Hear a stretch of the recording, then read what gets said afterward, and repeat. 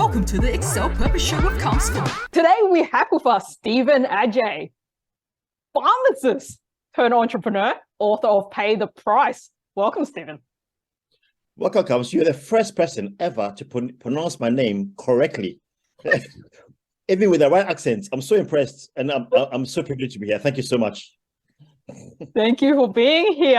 I was reading your book, and it's like a lot of it's like, oh yeah, and it's like, yeah, he's thinking what I'm thinking, and I think a lot of us that's gone through this entrepreneurial journey kind of like really felt those bits and pieces along the way.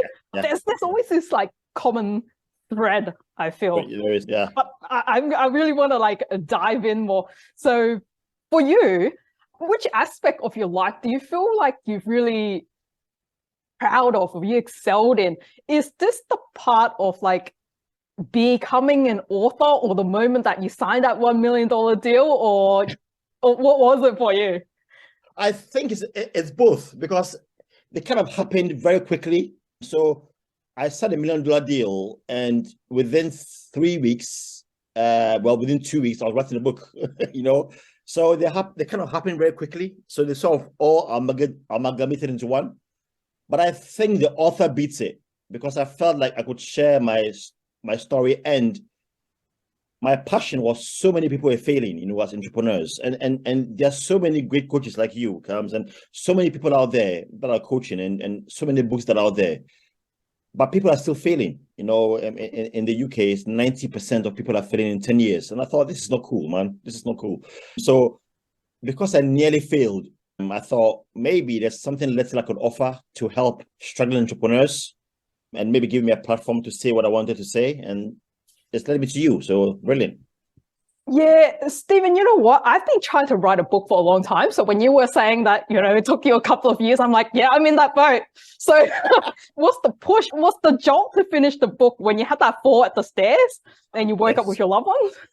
Yeah, that's correct. Yeah, you have read the book. So yeah, you know what it's like? It's an imposter syndrome. I thought, you've got guys like Jim Collins, all these big guys who've written all these big books. And I thought to myself, do I really have anything to add?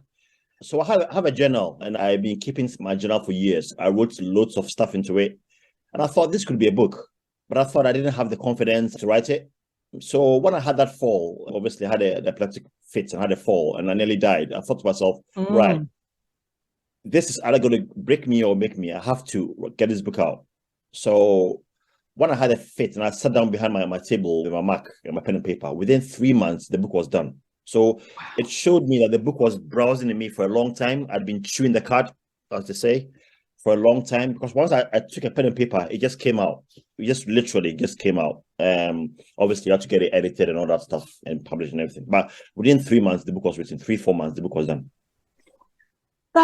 You had a really big injury. Like you woke up just bloody, or yeah. So it was a really, really bad fall. So it's the health scare or that near death that really pushed you to take that action? Yes, and the fact that when I fell down the stairs and obviously crashed into a radiator, and I was bleeding everywhere and I was foaming at the mouth, I had a moment, I had an epiphany. It's really strange to describe, Cams, because it was like I was in a trance, and I saw the book in a trance. It was really weird. So whilst my wife was screaming and my kids were running around like lunatics, I was in this state where I could just see that I had a book. And so when I came out, all I said was, I have to write this book. There was blood everywhere. It was a mess. The house was a mess.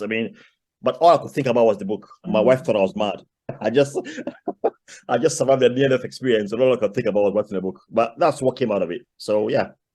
For people that I've always found that when there's like a health scare, or there's some accident, or there's some urgency, that's the point where it really like tip people to do things, right? But hopefully we don't have to get to that point. How do you think we can artificially trigger that point for people to like really have that moment? That's a great question. I feel that it's more of belief. So for me, it was an imposter syndrome. That's what it was. I knew I had what it took to write a book. I knew I had the information. I'd done the research. I'd done it in an MBA in one of the world's best schools. I'd had my own business for 10 years as a side hustle, and I knew that I had what it took. But when you look at people like I said, Jim Collins, who's one of my heroes, you look at Mark Anderson, all these guys that are written all these big books, and you look at yourself, you think it's just an imposter syndrome. And we need to just believe in ourselves that we have what it takes to follow our dreams. You know, I was listening to Chris Jones earlier on your podcast, and he was saying much the same thing. You know, it's just believing that you have something to offer, because you never know where that will take you. I mean, there is no way I would be sitting with you on this podcast, with someone like you if it wasn't for this book. Do you understand? So you never know where the book will take you. You never know what will happen to you if you follow that dream, if you take that step, you know.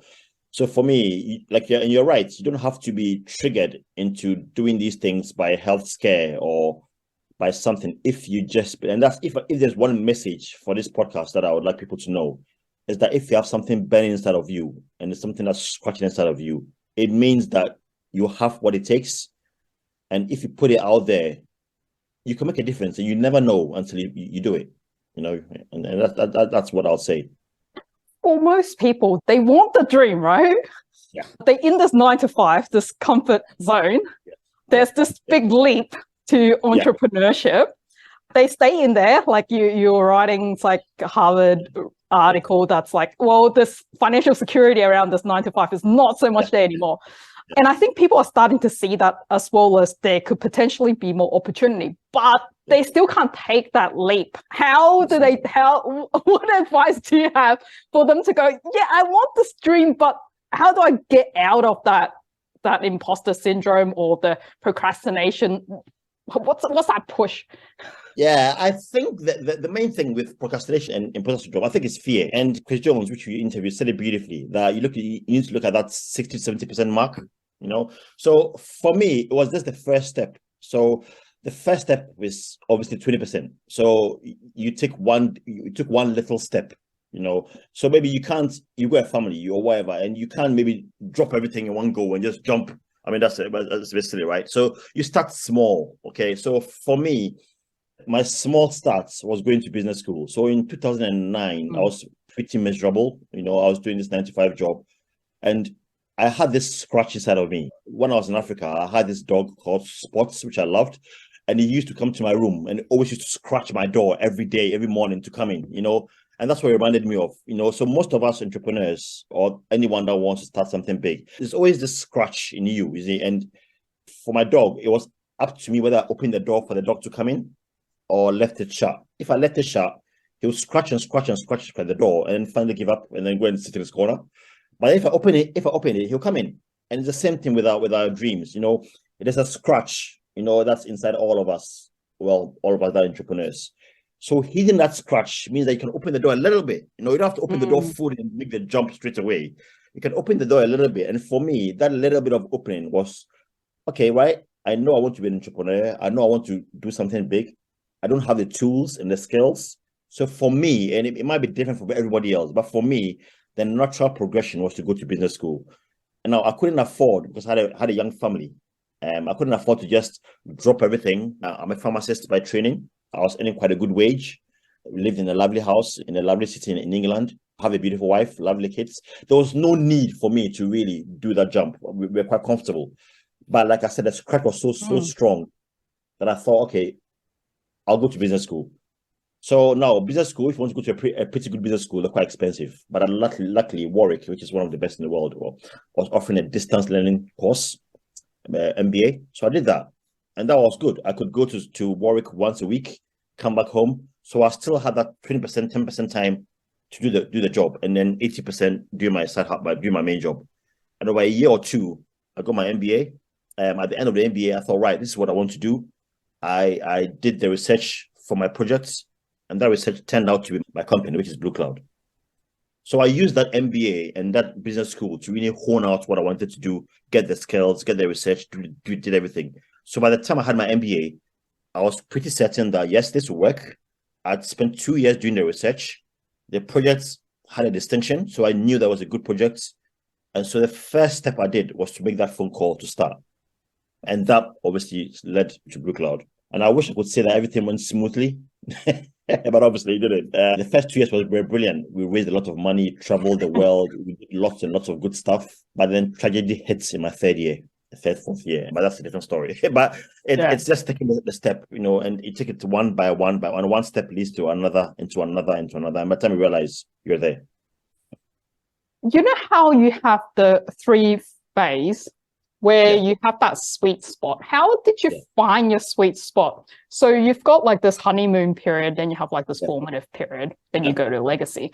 Are you which stage are you at now? Are you at legacy stage now? And how did you find that sweet spot? Because like there's a lot of those concepts that's similar to ikigai and whatnot, and we know that there's the center sweet spot. Yet people want to do all sorts of stuff and they still go, but I can't find it. I understand conceptually. How did you find yours? So for me, it's just doing what you love, isn't it? And for me, I knew I loved Africa. Okay. I love the continent. I'm British and African as well, but I knew I loved Africa. So I knew that if I was going to work in Africa, if I was going to do anything, it's going to be with Africa because I love the continent. I mean, I travel there a lot. I just love the continent. I've been to so many countries there. I love the continent. So I knew that it needed to be Africa. So that was the marketplace. Secondly, I'm a healthcare guy. So I'm great at healthcare. I'm a pharmacist. I know my stuff. I know medicines. So that's the markets. Okay. And Africa was what I wanted to do. The thing was healthcare, which I knew there was a market for. And so all I had to do was get the skills and the strengths. And I was going to business school to learn the skills. So those 3, I knew there was a market because when I went to business school, I did a research about Africa. I knew there were not many people in the healthcare space in Africa. Africa was booming then, and there were a lot of people getting sick from diabetes, high blood pressure, long-term diseases. So there's a transition. And, 15 years ago, people were getting malaria and infections and stuff. That was changing because Africa was getting richer. So the diseases that you have in the US, not so much in the Eastern world, but in the US, like high blood pressure and stuff, were not coming to Africa. So I knew that I was well placed to take advantage of that. So I had the skills from business school and from my profession. I had the drive and the desire because I knew I loved Africa. And then obviously the marketplace was good because the country was booming. So those 3 together was my sweet spot, So, so it's a matter of, I think there are a lot of things that we don't do, which I have a lot of faults. But the one thing that I like doing is the early morning reflection, with a pen and paper and a journal. That for me was a turning point. I mean, that's how I even wrote my book, If we really have time to listen to that inner voice and reflect every morning or whatever time it works for you alone, maybe half an hour, an hour ago, it will come to you. It's because we're running around so quickly all the time with like headless chickens. We're not actually having the time to self-reflect, and sit down and think and read and meditate and do all that stuff. If you really still yourself down and slow down, even for an hour a day, half an hour a day with a journal, it'll come to you. I know my friend Simon Ong, Alexander Ong, you probably know him. Yes, I do. Of Energize. Yeah. He said the same thing.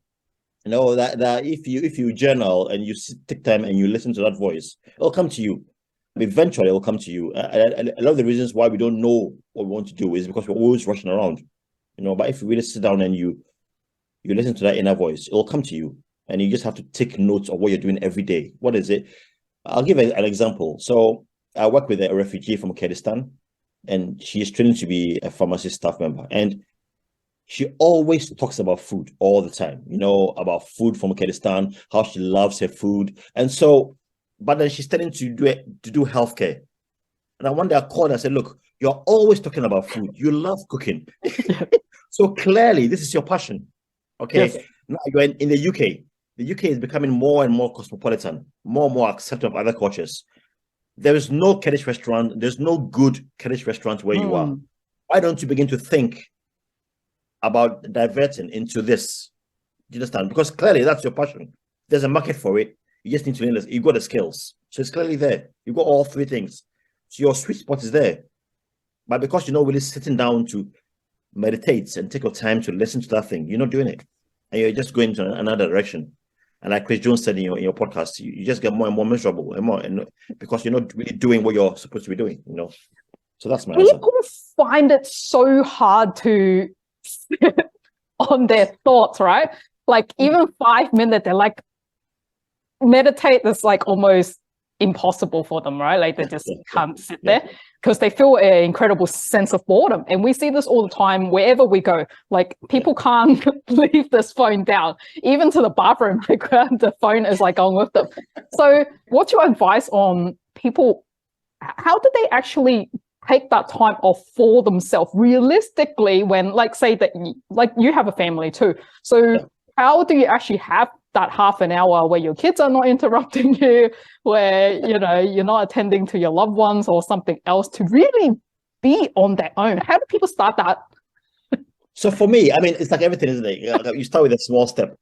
So for me, I used to do like 5 or 10 minutes when my kids were, I mean, my kids are a little bit good now. When they were little, obviously my little boy would be crying at 12 a.m. in the morning. So for me, it started with like a 10 minutes time. Once my little boy was asleep, my wife was exhausted, and I had a maybe 10-minute window. So it started like that, with a 10-minute window. And then I was able to grow it. And then I realized that for me, I function better in the morning, which is why I'm having a podcast with you now, because it's the morning I'm better. If I had this podcast about 4 hours ago, I'll be talking rubbish because I'll be focused.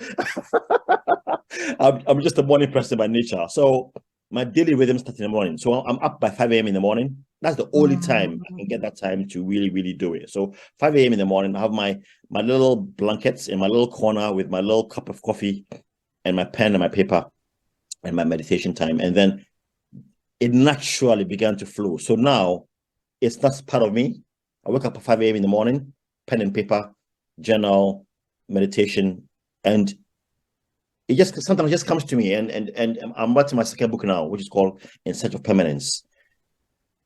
Same thing. I got up in the morning and started writing, and within 2 or 3 months, I'd written the book out on a journal. It's all done, you know. And It comes from meditating and thinking about it, asking yourself questions, having a notebook on you all the time, you know, journaling all the time, and just taking time. And that it means different for everybody else. Some people are so busy, like you said, you have a little family or you are so busy, but it's been intentional, it's been focused and carving out that time every single day.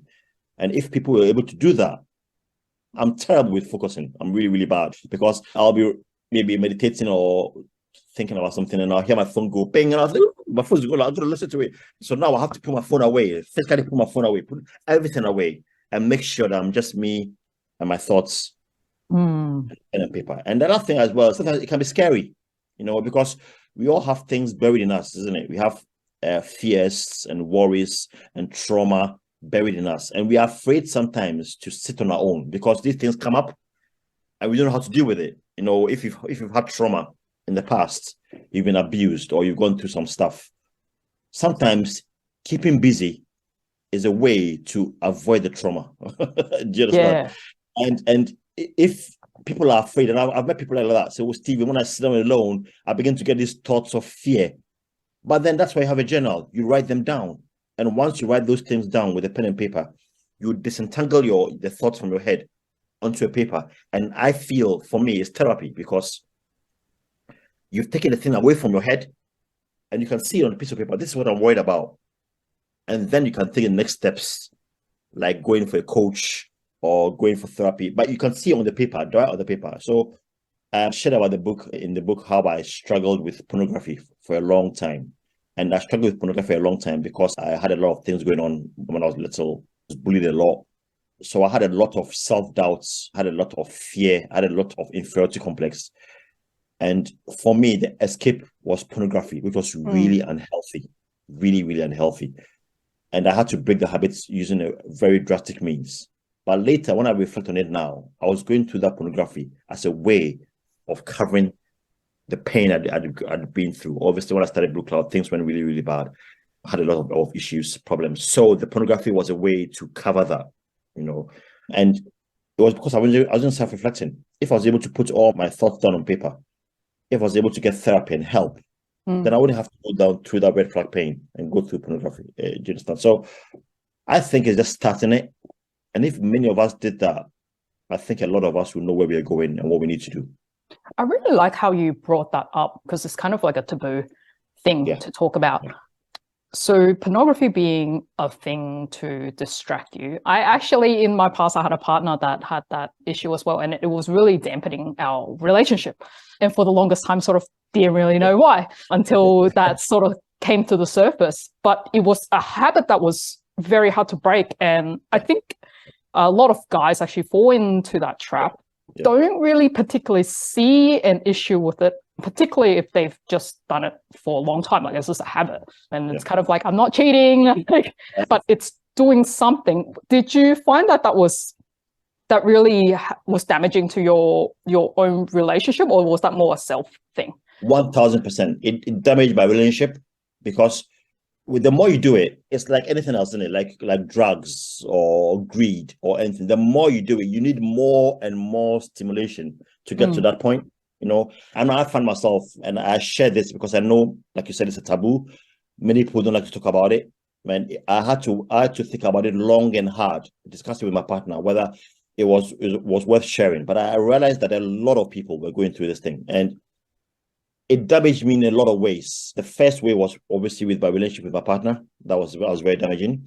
And the second thing was with my own self-esteem, because the darker and darker you go into pornography, you feel bad about yourself because you know that the stuff you're looking to is not real.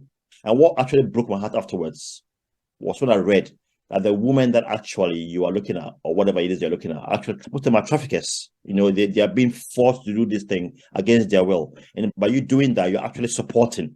You have to pay for it. If you go online and you want to look at really bad, you have to pay for it. That money is directly, and for me, that was a deal breaker. You know, you're directly up in trafficking, you know. Yeah, and the third thing for me was it made me feel less of a person. It affected my work because all you can think about is like drug, like the next hits. When I'm doing my job, when I was traveling, I remember I wrote this in the book. We signed this $60 million deal in Lagos. And on that night, I was just so driven to do it. And I read the next morning, I felt so horrible. And when I went to meet the business partners, I wasn't myself because I knew that, I didn't feel right. And it began to affect the quality of my work until one day, and I wrote about this in the book, I had to get help. And the help had to come externally, you know. Many people who are in pornography think, well, I can break this myself. It's just like in gambling or in alcoholism or in drugs. People think, well, I can do this, but I can break it myself. But you can't. You need help. And for me, I had to get help. I totally agree with you, because that's in case that's relevant for people, because that happened to me as well. When I brought it up with my partner, I was trying to be very supportive in this thing, you know, with coming with a lot of patience and going for a soft approach where it's like, hey, we can work through this together. Let's go see a therapist. And it's so hard for a guy to own that, like to say yes to that, because it was like a very defensive wall that we couldn't have an open conversation about it, which led to just us parting. If someone was willing, how did you find that you were able to break down that wall? Like, instead of holding this, I don't know, like a self-secret, like how did you become okay and go, I will seek external help? And if someone was like, okay, well, maybe they listen to this and go, okay, fine, I'll go see help. What should they expect? What is that help like? Like, did you feel really embarrassed, or what did you have to go through? How long was the process? I mean, so for me, it got to a point where, like I said to you, there was always this scratch, and I knew in me that I had something to offer to the world. I had something good to offer. And this pornography was getting in the way, because I'm really big on ethics, and I'm really big on people doing the right thing. And I felt like an imposter. I felt like a hypocrite. And I was a hypocrite, you know, because you go and you think you are this good guy, people respect you, but they don't know that you have this little dark secret at the side. And so I felt like, and it was affecting me because I felt like a hypocrite. Every time I'm going to stand there for people to talk about ethics, or I met people in a business deal and they trusted me, you know, but I couldn't trust myself. So it got to a point where I had to make a choice. And I write about that in the book, about what we call red flag pain. Eventually, it will destroy you. The thing becomes so big. It can start small, but it will grow and grow and grow. And for some reason, we always think that we are different. I mean, for the book, I did a lot of research on Jeffrey Epstein, you know, and I didn't know this, but he started this thing way back in 1976 when he was a teacher in Dalton, which was one of America's most prestigious primary schools. That's where it started, and he grew and grew and grew and grew until finally it destroyed him, And so if you don't do it, you say, oh, it's only me. I'm not cheating with anyone. I'm not doing it. No one needs to know. It's just me hating to myself, but it will grow because you need more and more stimulation to get to that hit. And eventually you have to act it out. And that means that it will not be enough to do the screen thing. You have to seek it out in reality. And it will grow and grow and grow. And eventually it will destroy your goal. And for me, I had to make that choice. Am I going to continue down this path? I could see where the path was leading because I'd seen many entrepreneurs fail. And I call it the profligate in my book. You leave a legacy of a profligate, a wasted legacy. And when you go back and you trace their steps, you realize that in a lot of it, it started when they were little. It started at a point. They didn't just become famous and suddenly become drug addicts. Those signs were there right at the beginning. And so I could see where my life was heading, and I could tell that it got to a point in 2016. And I managed to hide it from my partner. She didn't know about it. But it got to a point where one evening I was crying in my room because I knew that I'd come to a fork in the road. I either go the right way and become a pathfinder, which means that you leave a good legacy, you do good things for people, or go the other way and become a profligate, where this little thing will eat me up and destroy me. I knew I'd come to that fork in the road. Right. And I had to make that decision. Yeah. Yes, and that's that inner turmoil of aligning your value. Right. Exactly. And every single person that indulges in this, in pornography, alcoholism, gambling, and all these vices that we do, it will break you, and it will come to that point where you have to make a decision. And many people choose the wrong path, and they end up. So what will happen is, it's like a garden, isn't it? You have your lovely flowers and your lovely green grass, and you see weeds in the garden. And the weeds start out small. You think, oh, I'm just going to ignore that little weed in my garden. And you just keep watching the grass. The weeds will grow with the grass. And it will get to a point where the weeds will completely overshadow. I'm speaking to you now, I'm looking into my garden now. And I can say, I haven't cut my grass in a while. I can already see the weeds, So you get to a point where the weeds would outgrow the grass. And then you don't see any grass at all. There's the weeds to just take everything over. And that's what happens with that in our lives. So if you don't deal with this red flag pain, as I call it, it will take over your life, and you will end up as a profligate. You will end up destroying your life. And we mustn't think that we are any better than Elizabeth Holmes or Jeffrey Epstein or Harvey Weinstein. When I see those guys, it's so easy to judge them and think, oh, yeah, look at that guy, he's an idiot, I'll never do that. But you can't do it. They're not different from you. They've just, when they got to the fork in the road, they just chose the wrong path and they kept going. And we can all make that choice, And so the day that Jeffrey Epstein was sentenced, that I looked at him and I thought to myself, that could have been me. I remember writing that book when I got to the legacy phase and the profligate. I began to look at it. I began to cry. I thought that could easily have been me. And there was no judgment there. Obviously, what you did was horrible. And to abuse kids, girls, and just have sex with little girls was horrible and terrible. But it's in all of us, and you have to make that choice at some point. That what am I going to do? Am I going to go for that path? Am I going to follow this path? Like every human have that dark element, and you put yourself in that environment. Wow. Exactly. exactly. And I just feel like if you put yourself in that environment and you feed it, it will grow. If you starve it, it will die. So it's just a matter of putting an environment around you, which makes it impossible. So for me now, and I broke this habit in 2016. Okay, I applied to a company called Covenant Eyes, and they downloaded a software onto all my devices. And even now, I have it on my phone. Yeah, wow. I have it on my phone. Yeah, I have it on my Mac.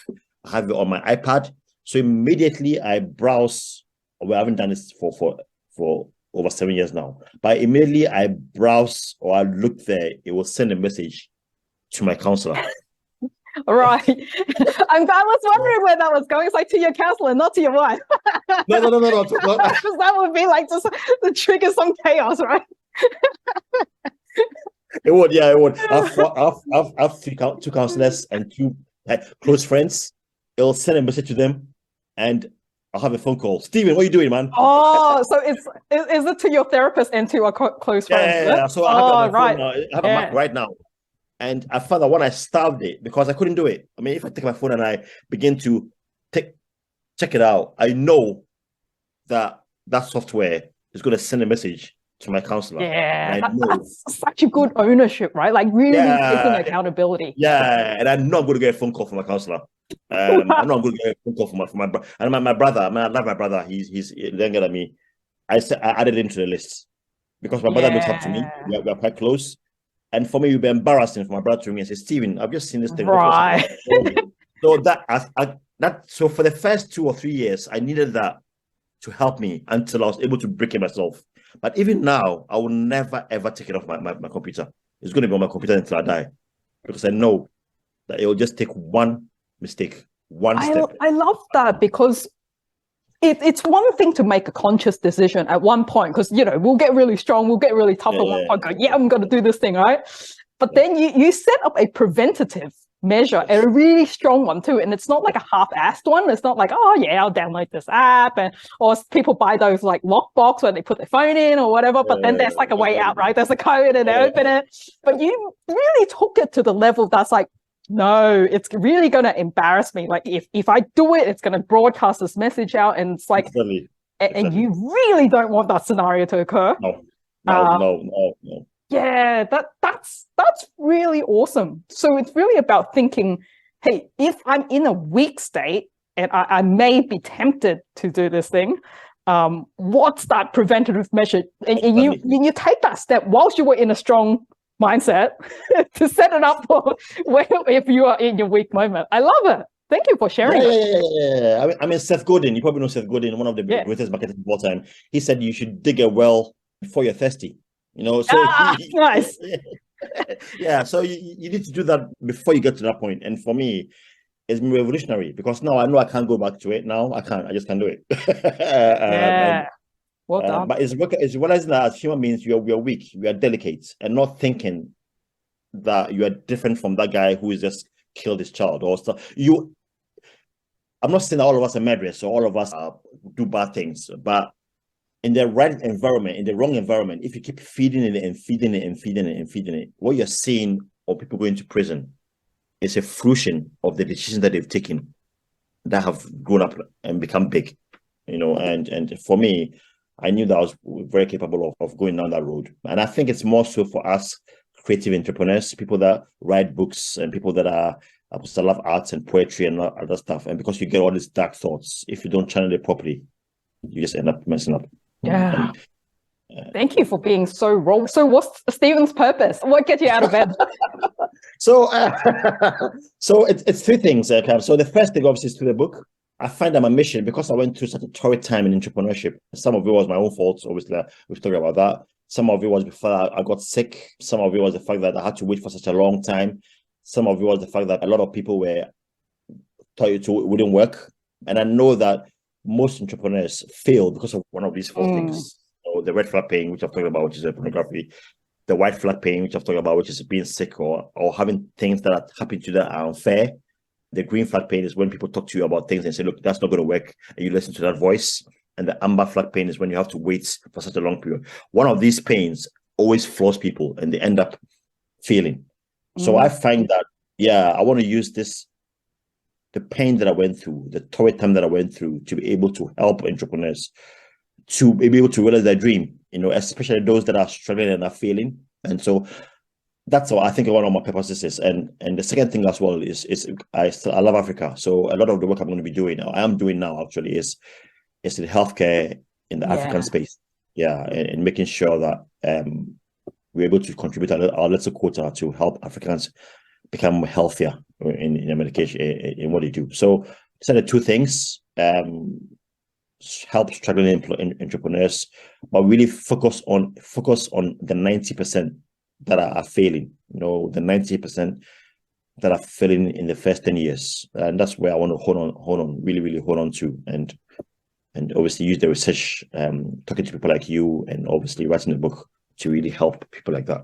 Because Thank you I for strongly believe, I strongly believe comes that solution to the majority of the world's problems is entrepreneurship. I'll give you one quick example. So in Africa, for instance, the roads are bad, infrastructure is terrible, okay? And it's very difficult to get medication from maybe the capital of a city to a village, okay? There are no roads, ambulances don't exist, okay? So one day, a guy sat down and thought, a crazy idea, flying drones. Yeah. It created this company called Zipline, okay? Yes. So Zipline basically takes a drone, attaches the medication to it, and flies the drone. And within half an hour, it gets to the hospital. And it doesn't matter where the hospital could be in a shed somewhere in a very rural place without any roads. But within half an hour, that's entrepreneurship. That is the beauty of what people can come up with. Crazy ideas that solve problems. And I believe that a lot of the problems that we have in the world can be solved in entrepreneurship. And with your podcast and what you're doing as well, you're doing the same thing. I've heard brilliant stories about what you're doing, coaching people and helping people find their purpose. And you're doing that brilliantly. And that's your contribution to entrepreneurship. If people can go on and listen to your podcast and come to coaching with you and achieve that is your purpose. And I think we should do all that we can to help entrepreneurs do their work well, because that's where a lot of the problems in the world will be solved. Yes, absolutely. And the more of us inspiring others, we really lifting each other up. I love it. Absolutely. Steven, thank you. Absolutely. Thank you so much. Absolutely. And just finally, where's the best place to find Steven?